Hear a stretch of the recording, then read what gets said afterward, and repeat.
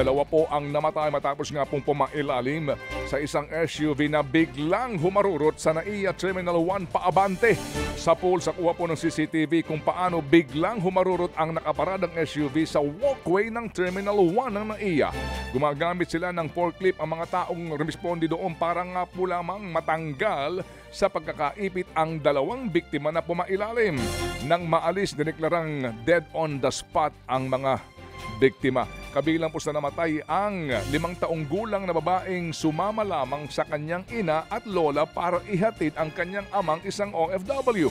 Namatay din po ang 28 taong gulang na lalaking palipad sanang Dubai para sa isang business meeting lamang. 4 ang sugatan po sa disgrasya na isunugod po sa San Juan de Dios Hospital.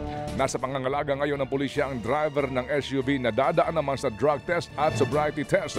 Sinuspindi po ng LTO ang lisensya po ng naturang driver. Maharap siya sa reklamong reckless imprudence resulting in homicide, multiple physical injury and damage to property. Yun daw po yatang ina nung bata ay kasama din po sa mga sugatan. Hango po din sa mga paunang report na ating pong natanggap. Mamaya po, abangan yung ating panayam tungkol sa isyong ito.